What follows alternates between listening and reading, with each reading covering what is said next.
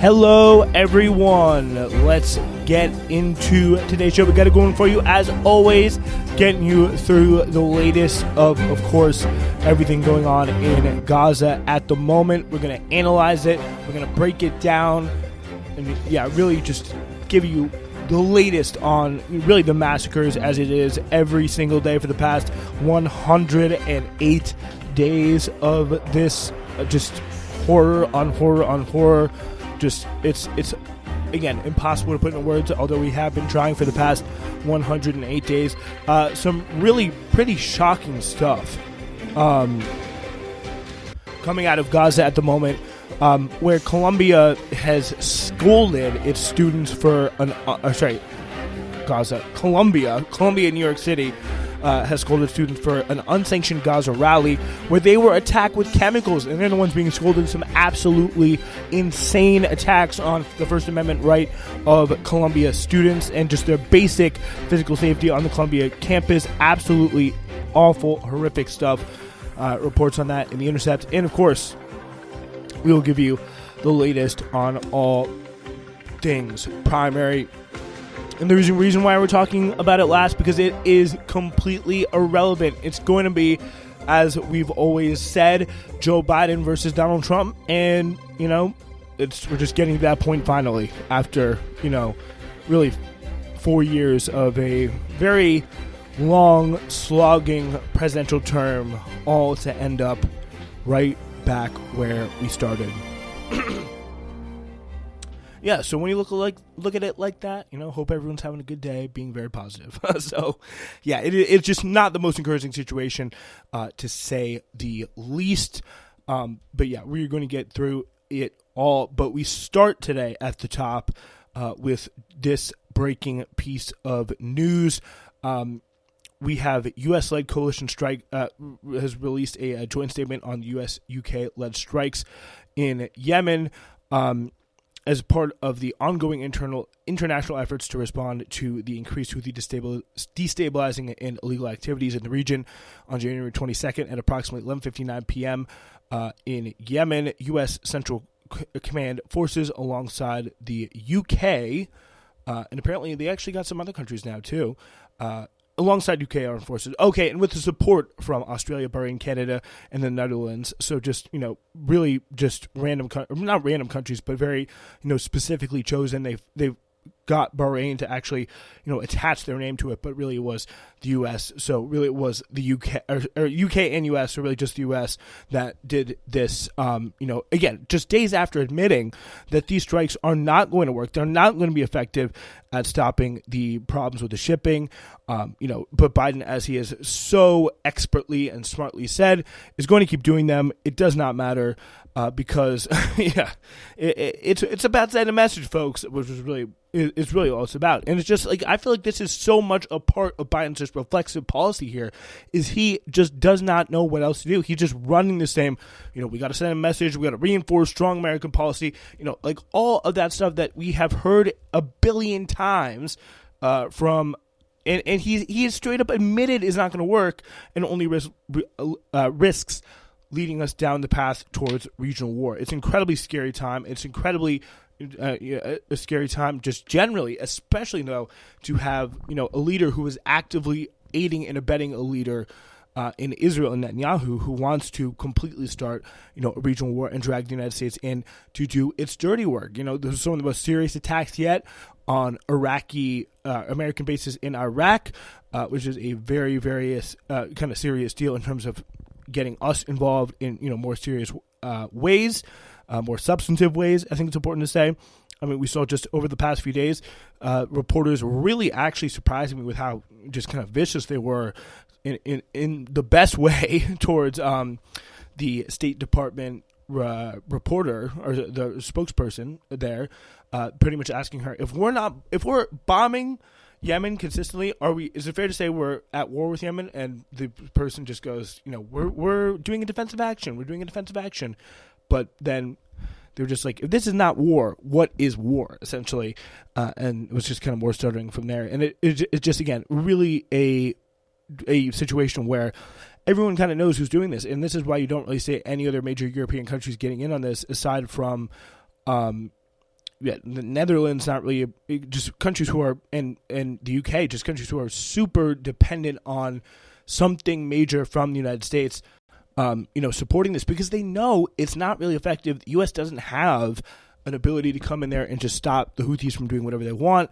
They tried to do that with the Saudis for 8+ years, and it was completely ineffective. And they know that essentially the United States is not going to, unless they really do a full ground invasion of Yemen, take it over, try to do a whole kind of Iraq war situation, which would be absolutely disastrous, and Iran would absolutely get involved in that. And it's something that they're, by all accounts, not going to do. It's going to be very, very, very hard and very, very costly for them to just do that, for the U.S. to stop the Houthis bombing campaign with just, sitting behind the remote control and pressing, explode on various targets. It's going to be a very, very hard thing to do. And we're seeing that happen and just be straight up admitted to by the Biden administration, which is very shocking. So there has been a proposal as well, a proposed truce deal involving a multi-stage process from Hamda Salhout. So the main headline for this proposal is that it could be an up to 2-month pause in the fighting and would see the release of all captives inside Gaza in several stages. The Israelis have not been quite clear, that this would not mean an end to the war entirely, and that not all Palestinian prisoners who are in Israeli jails would be released. However, the first stage, according to these leaks in Israeli media, notes that it would be captives who are 60 years of age and older, both women and men, and those who are in need of medical assistance. The second phase would then be female Israeli soldiers and men, perhaps under the age of 60, who are not soldiers, and the final of that would be for male soldiers. The deal would include all captives, those who are alive and those who have died, as in their bodies.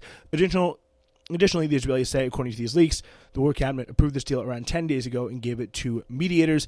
But it's important to note that Hamas has said they will not be entertaining any sort of deal that involves the release of captives until there's a total end to the war, which is the something that the Israelis have repeatedly said will not happen. And to a place where they have bombed Gaza to the point where, it'll take years just to clear the rubble away. And they still haven't degraded Hamas's military capability in any substantive way. I kind of see why they would say we are not giving up our bargaining chips, and we are not going to. And but it would be ideal if they could accept this to the 2-month stop. But then they give up their entire hostage bargaining chip leverage situation. If you're coming in from the Hamas perspective here, and then say 2 months goes by and the war starts again, you're really caught with your pants down and you have no real leverage, and you can just keep bombing. And, are you going to let aid into Gaza? Are you going to actually, give Gaza a chance to get back on his feet in any, even a pretend way? It is very, very unclear at this point. So those are some two kind of off the top headlines. There also has been another raid in the West Bank, in the Hebron area. So, again, they shot an 18-year-old and reportedly fired tear gas and stun grenades, while tear gas and stun grenades were also used in the town of Bani Naim, east of Hebron. So, some off-the-top updates here. Let's get more into the deeper picture of the past day.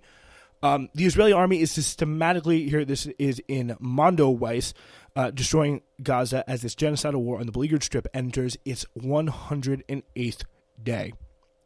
So the army, having almost completely decimated northern Gaza, continues to move further south. And by the way, it's important to understand here, there are still people in northern Gaza. They've come back, they've come forth, they've been shot at, they've tried to find time in the hospital. It's just people almost living a nomadic lifestyle because there's just so little resources, there's so little ability to connect to anything that would resemble a normal human life, even a life that you would live in Gaza before the war, which by no means was a normal human life. That Gazans essentially are just going from failing hospital to failing hospital, dealing with horrific scenes and just trying to find some sort of sustenance. And those are, of course, the Gazans that are not dying and desperately injured in the hospital in the first place.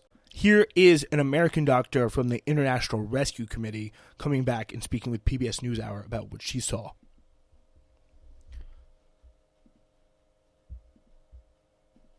In my first 3 hours of working at Al-Aqsa Hospital, I treated a 1-year-old boy with a bloody diaper, and his right arm and right leg had been blown off.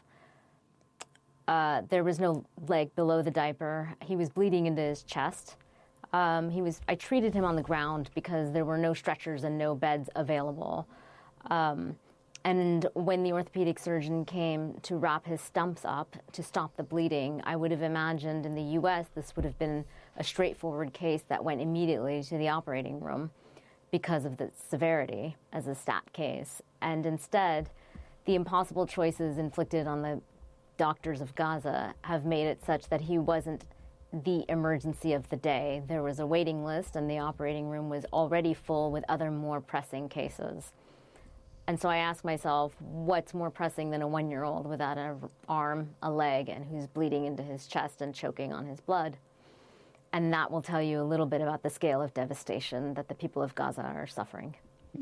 Again, that's just in the first 3 hours that she was there.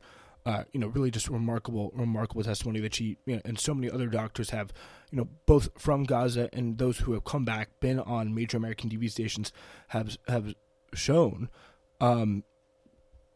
as it has just been a just back and forth, up and down destruction campaign of the Gaza Strip. 40 Israeli soldiers filmed themselves blowing up 40 residential buildings at once with the use of explosives. Soldier Inamar Bello shared a selfie of himself posing with the mines used for the demolition. Meanwhile, Israeli tanks and military vehicles are approaching the Al-Amal hospital in the center of Khan Yunis. The Palestinian Red Crescent Society reported on Monday. As a result, the PRCS had lost all contact with its crews in the area. The PRCS later added the Israeli military is preventing first responders from reaching the wounded in Khan Yunis as it intensified the grounded assault and attacked the PRCS ambulance center. And just again, you come on, say and see the same things every day when it comes to the Israeli situation. More bombing of structures, more blowing up of buildings, more just complete destruction of basically empty civilian targets. For example, that university a few days ago, that was a complete controlled demolition and was functionally just completely done. There is no other reason to do this than to make sure that Gazans, in any other case, if they try and come back, if they try and go to the university again, if somehow they can get past this war, they will find that there is no university left and that they are, just would have to rebuild it. And that was the last university that was in Gaza, so they would have to, completely rebuild the university system. So, again, just absolutely unimaginable stuff. Palestinians in Gaza have little hope for the future as Israel's relentless attacks go unchecked, destroying the besieged enclave's society beyond recognition. The most accurate way to describe what's going on right now in Khan Yunis is more death and destruction. And for more than a month, the southern city has been under heavy bombardment, said Al Jazeera journalist Hani Mahmoud from Rafah. Mahmoud said that Israel's attacks are also targeting Gaza's largest university, where thousands of people are sheltering, and that drone attacks are hovering everywhere over Khan Yunis, shooting at moving objects. The area is being bombed by land, air, and sea. There's no safe corridor to escape. He said very dark days ahead. The situation gets worse by the hour. Meanwhile, in the northern Gaza Strip, there are no bakeries left, and Israel is still denying Palestinians access to basic humanitarian aid. The Jabalia refugee camp in the northern Gaza Strip is suffering as they look to secure daily food sustenance amid dire shortages of flour and food in the markets and an absence of humanitarian aid. Today we are searching for our food. People eat corn, and this is food for birds and animals, not for humans, one person said in the Jabalia refugee camp. The average citizen in Gaza lives from day to day. We tried to secure flour and ready-made bread, but unavailable. People do not have money. The situation is very difficult. With the genocide unfolding in Gaza, it's time to ask for justice for all, Francesca Albanese said. Hostages must be released immediately, and so the 1,000 Palestinian prisoners are arbitrarily detained by Israel. Albanese has also accused Israel of killing a greater share of the population in Gaza, 1.1%, than the proportion of people killed in the wars in Ukraine and Iraq, which is 0.2 and 0.8 in a much shorter time. No war in a century comes even close to Israel's extermination campaign in Gaza, Albanese said. We are seeing continuing reports of Israeli soldiers looting. There was one here in the UK that tried to speak at a Jewish charity event after filming himself and posting it online, filming himself rifling through, women's underwear in a Gaza house that he had broken into. Again, I'm sure there's Hamas terrorists hiding in the cupboard. It's just, again, it's a campaign of humiliation. It's a campaign of dehumanization.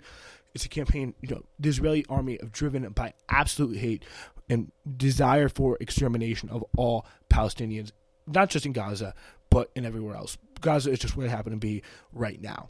The ongoing genocide by the far-right Israeli government in Gaza is targeting all aspects of Palestinian culture and heritage, said CARE National Director Nihad Al-Wad, as they were Israeli forces have been accused of stealing millions of dollars in money, dead Palestinian bodies, and archaeological artifacts. The dead bodies part is something they actually admitted to, with the intention apparently of looking for the remains of the hostages. And, who knows how many of those hostages really were killed by them. Meanwhile, Israel Prime Minister Benjamin Netanyahu has continued to reject the possibility of a deal with Hamas to end the war, despite his failure to bring Israeli captives back via military operations. As a result, Netanyahu has come under fire from Israeli society and leading politicians who are increasingly highlighting the incompatibility of Israel's twin war aims of eradicating Hamas and freeing the captives held in Gaza. In exchange for the remaining 136 captives in Gaza, Hamas demands a permanent halt to the bombing, the withdrawal of ground troops from Gaza, and the release of Palestinian prisoners held in Israeli jails. Again, and I think there is, maybe they're not all prisoners, but some prisoners, but, could be accepted. But the fact that, pulling out of Gaza in some way, and I think if Hamas makes that more clear, it could, start to catch on as a way for the hostages to get released, pulling out of Gaza, ending the targeting of civilian, continued targeting of civilian targets wantonly, and the just humiliation and destruction of, Palestinian society and Gazan society as a whole, ending that, at least from how far it's already gone, is, I think, just a small, it should just be done, no matter what, in my humble opinion. Some Hamas official, Hamas official Sami Abu Zuhiri said that Prime Minister Benjamin Netanyahu's refusal to end the military operation means there is no chance for the return of Israeli captives. So, meanwhile, a spokesperson for the Hostages and Missing Families Forum, quoted by the Times of Israel, said the protesters would stay in tents outside Netanyahu's home in West Jerusalem until the Prime Minister agrees to a deal to return the hostages. The forum also demanded that Netanyahu clearly state that we will not abandon civilians, soldiers, and others kidnapped in the October debacle. If we must advance the deal now, if the Prime Minister decides to sacrifice the hostages, he should show leadership and honestly share his position with the Israeli public. It continued. He's just been an absolutely incredibly piss poor, leader through this, even through the Israeli public. He's just failed to capture their mood, failed to capture, just the rage that they have, and even make it look like he has, or just explain the fact in any way that he has utterly failed to get any of the hostages back, and it's definitely starting to take its toll within Israeli society. Apparently, members of the Israeli war cabinet are also at odds with each other regarding how to proceed in Gaza. Former IDF Chief of Staff Gadi Eisenkot, who is also, by the way, the author of the Dahia Doctrine, which helped lead to the Sabra and Shatila massacre, Gadi Eisenkot said that perhaps a total defeat of Hamas is unrealistic, and calling for elections so the public can show its confidence in the Israeli government would be a good thing. On Monday, IDF Minister Yoav Gallant, also in the cabinet, told representatives of the family. So again, this is someone in the war cabinet at the moment. Which is very remarkable. Former IDF Chief of Staff calling for elections to show confidence in the Netanyahu government. On Monday, Yoav Gallant, also in the cabinet, told representatives of the families of captives held in Gaza the army is getting closer to releasing them through military operations. Things are looking up. Any day now, we will see. Meanwhile, Hamas Media Office has released a 16-page report titled Our Narrative in order to clarify the background and dynamics of the surprise attack it dubbed Operation Al-Aqsa Flood on October 7th. Hamas, which governs over Gaza, said the operation was a necessary step and normal response to confront all Israeli conspiracies against the Palestinian people. However, they admitted there were faults in the attack it led on southern Israel, but claimed its fighters only targeted Israeli soldiers and people carrying weapons. The operation also pointed to the media reports about, which I think are becoming more and more verifiable and showing up, by the way, more and more times on Israeli media as well. It is still kind of unknown, how many of these hostages were killed by Israeli civilians. It also appears, by the way, today that there was a tank that was stalled out in the middle of Gaza. Hamas troops started to, get near it when another tank came to go and rescue it and tow it out. Another Israeli tank came. Hamas troops come and start shooting at it. The rescue tank flees, and they call in an airstrike on the tank with the soldiers in it, because they didn't want the Hamas to get more captives there. So certainly an interesting strategy, to say the least. Again, following that doctrine, but again, how much was that doctrine used on October the 7th with, the Yasmin Paras story, the continued fire, people going on the radio, and other various reports throughout the past 3 months in kind of under the radar in Hebrew in these, Israeli media outlets, that there were some orders going around to not let any hostages make it to Gaza, period, no matter at any cost. And how many hostages, as we, were killed throughout the preceding days after October 7th in the beginning of the ground invasion in the course of all those airstrikes. Again, we do not know. That's something we're only really going to find out after the war. So yeah, naturally here, Hamas is going to stress the historical context of Israel's occupation and the injustice the Palestinian people have faced for decades, adding that Israel has been intensifying its abuses under its right-wing government. The group says that October 7th was a natural response to the Israeli push to liquidate the Palestinian cause, and emphasized that its grievances are with the Zionist project, not against Jews, due to their religion. But they also have denied the allegations from Israel of torture, rape, and mutilation, which it reiterated in the report. The group acknowledges, however, that disorder ensued during the attack as the Israeli security apparatus collapsed swiftly and unexpectedly around Gaza, and says that, if we did any kind of stuff with civilians, it was an accident. But, of course, they definitely did stuff, pretty awful things to civilians, but we just don't know how many of them there were. Definitely killings of civilians done by Hamas. That is beyond a doubt. So meanwhile, we have Ansar Allah, commonly known as the Houthis. They have continued targeting Israeli-affiliated boats in the Red Sea, affecting freight rates for goods headed to Europe. And it is really causing a pretty big disruption as well to the Israeli economy, which is interesting to see. Mohammed Abdul Salam, the Ansar Allah official, has said the group is carrying out attacks to pressure Israel to end its criminal and fascist aggression against the Gaza Strip. Which, again, we talked about this in the beginning of the show in the wake of the attacks, the retaliatory attacks by the U.S. Biden has come out, as we talked about in our last show, admitted that this will not work, and is continuing to do it anyway. And I think, asking yourself why that is, what is their purpose in continuing to push these attacks in a way that could really risk a broader regional war, and, for goals they admit that they will not accomplish, just, to send a message to show them we're still America. God damn it, is really a pretty interesting strategy. I think people need to know a bit more about before we get into, Iraq War 2.0, but it's way, way, way, way, way worse for Americans. Even on a completely, cold, calculating moral level, or not amoral level, just material interest for Americans in America type level. It is something that people need to know about and understand.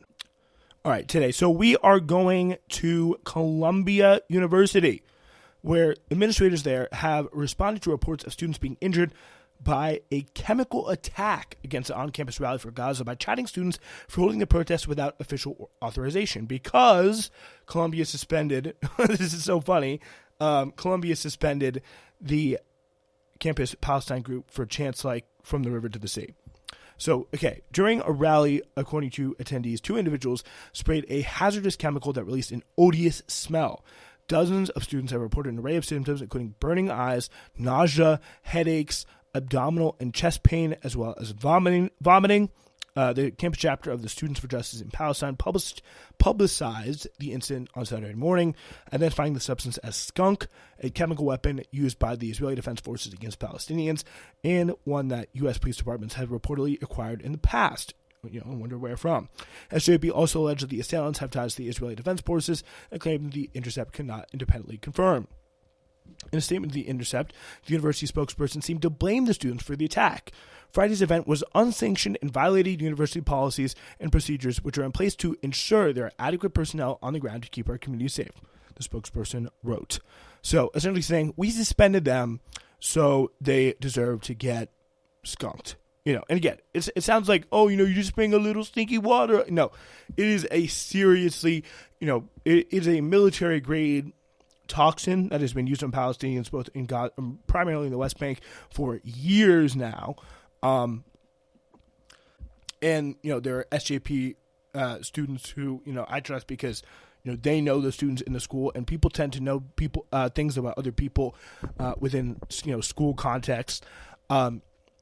And this is something that is impossible to get out over weeks and weeks and weeks.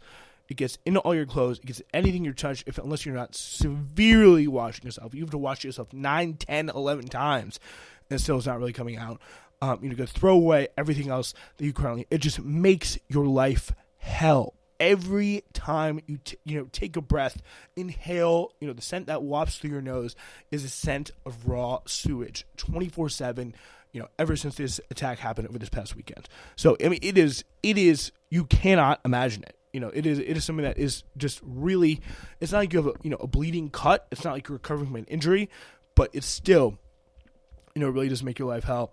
And you kind of see the irony in this, in exposing how, the true brutality of, one side of this issue, at least on the campus spectrum, and also in real life, opposed to another. This SJP group was suspended because they were doing chants like "From the river to the sea," let Palestine be free. They were holding sit-ins in university administration, and they were making, standing next to the president's office and chanting "ceasefire now." That made people uncomfortable. That was disturbing the campus environment. A lot of people wrote really angry emails, especially maybe some that happen to give, a lot of money, and things were changed. Students' voices were shut down. Students who, pretty much every SJP group in campus, or, especially SJP major group in a city like New York City, in a city like Columbia, and a university like Columbia, you are going to have Palestinian students leading that group. A lot of people that are targeted in these universities regularly are Arab and Palestinian students. Their voices were completely shut down, not for anything violent, not for anything threatening.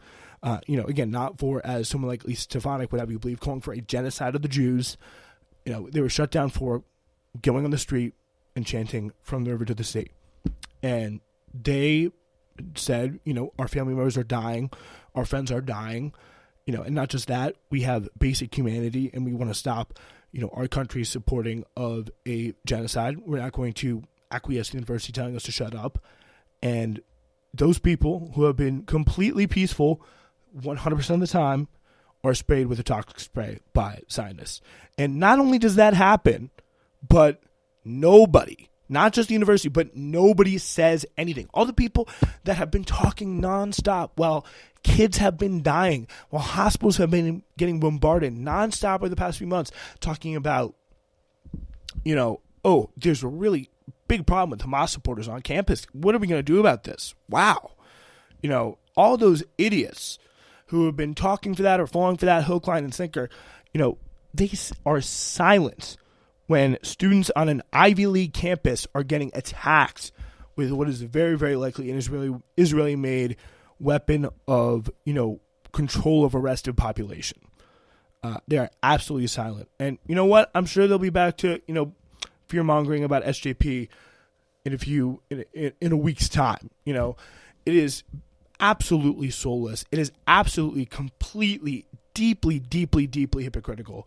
And it's good that it's out there for all to see, but it's important that people know this is what happened to students on Columbia University campus. All right, we have one more story in just a second.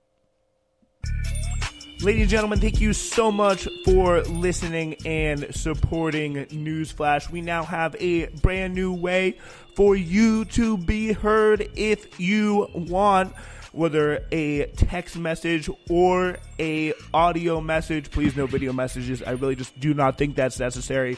We have a new feedback box open for you. Ladies and gentlemen, it is officially open. SWRN702@gmail.com. Send a text message, send a voice message of no more than 30 seconds via the voice memos function. Either of those two options, and we will 100%, not going to find this guarantee anywhere else. We're going to play it on the show, listen to what you have to say, and it literally could be about anything. Well, if it's inappropriate, we won't play it, but it could be about anything. Thank you so much. This is my thank you to all the listeners who have stuck out with us and want to have their own voice in the show. SWRN702@gmail.com is the address. Okay, so ladies and gentlemen, I do want to go now to our kind of final story of the day, Republican primary. So we're going to Republican primary, maybe touch a little bit on the Democratic primary as well, but essentially here is how it stands. All right, so Ron DeSantis dropped out of the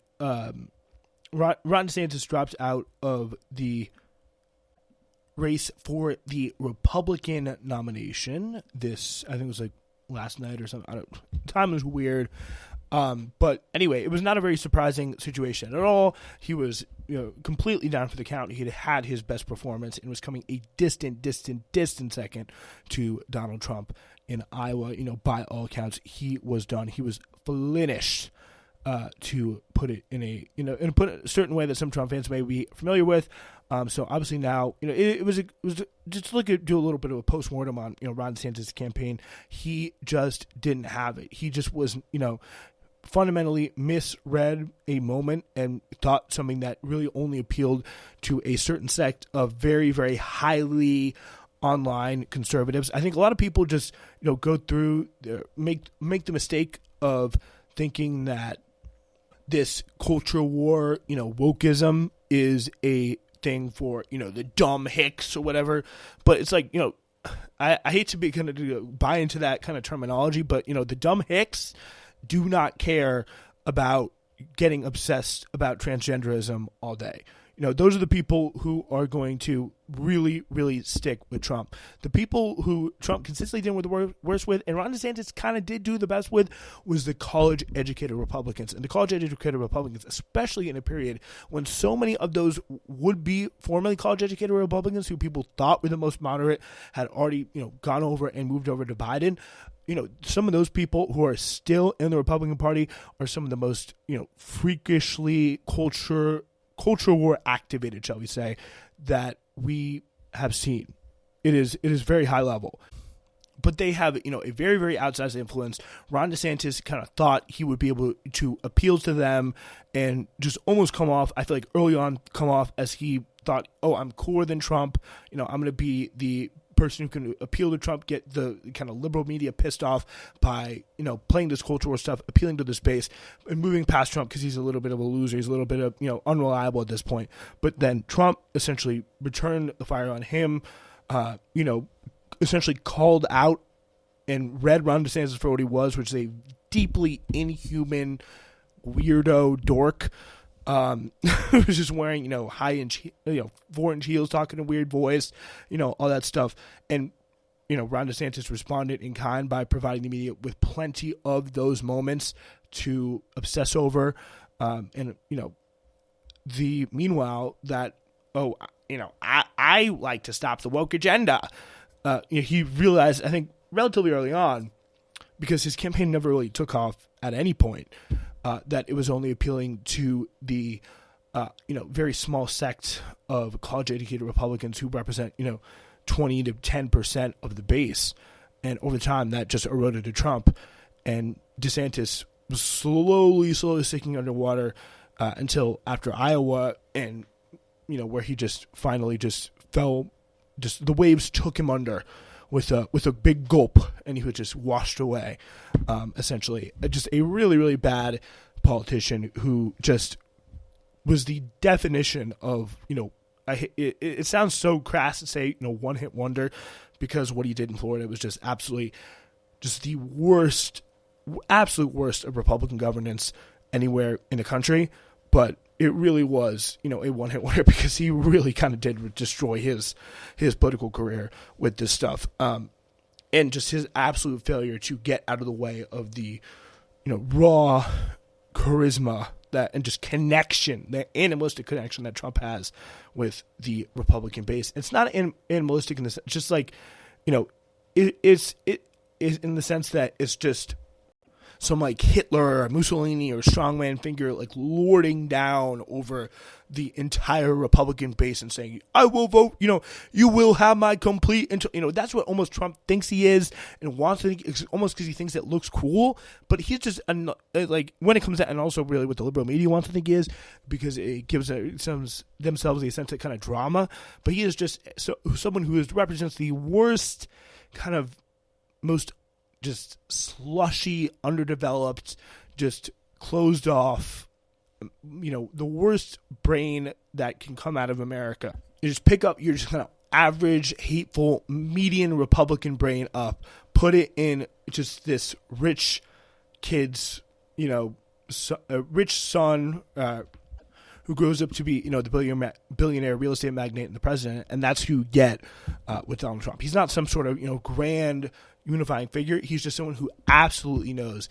how to channel the charisma, channel the feelings, channel the just general, just completely channel this very major part of the Republican Party, pretty much the entire Republican Party.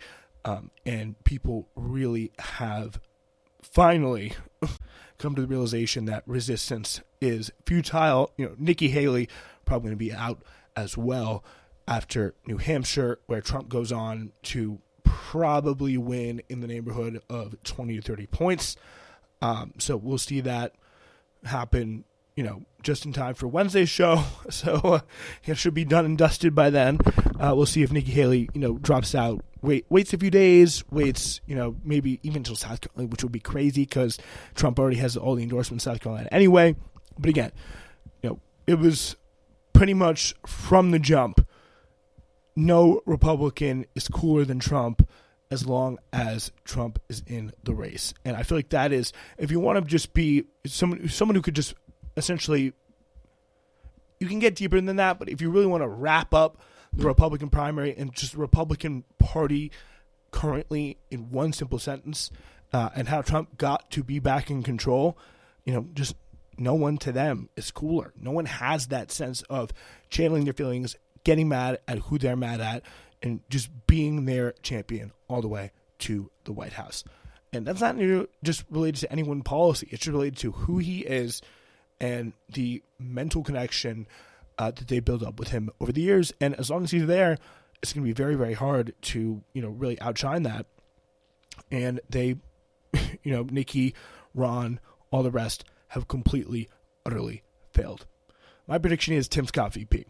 Anyway, on the Biden side, it is really almost dispiriting to think about just however many months ago it was when the primary season was really starting to ratchet up, and how many people said to pollsters they would do anything for a challenger. And there was just no political person. There was no person with the right amount of credentials and the right political sense to get the job done. And it's not, the fact that people wanted a challenger doesn't mean that just they were going to take any challenger. It has to be a challenger that people can A, find out about, and B, get excited about.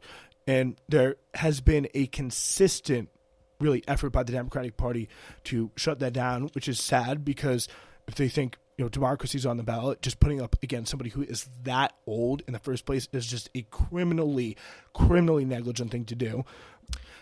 And the Democratic Party suppressed any challengers in any term. And but B, it is kind of on Marianne Williamson and Dean Phillips for not doing more of a splash, for not seizing the moment, especially with Marianne Williamson around Israel and Gaza. She has this presence. She's a very, very good speaker. She doesn't come off as the most boring politician in the world like, Dean Phillips is, but she refused to really take Biden to task and embody the anger of the moment on, right when people were really getting mad at Gaza, about Biden, about Gaza, Marianne Williamson was kind of like, oh, well, I kind of get where Biden's coming from. It's just like, you're missing so much of your opportunity here.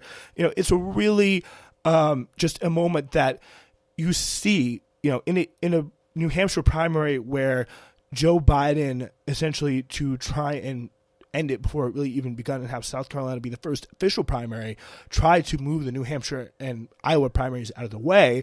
New Hampshire has a thing in the state constitution that they can't do that. So Biden is kind of trying to essentially get the state party to campaign, because it's embarrassing if he does it, to campaign to get New Hampshire Democrats to write in Joe Biden. But then there's people obviously doing Marianne Williamson, there's people doing Dean Phillips, and there's people even writing in ceasefire, which shows how many people feel completely unheard in the moment. They're just writing in a word of a thing that they want. In fact, they just cannot get a president to hear them. I think it's just going to be absolutely devastating for Biden come election time. At least if the polls, or at least if something very, very drastic doesn't happen between now and the next 11 months. All right, that is all the time we have for today. It's been Newsflash.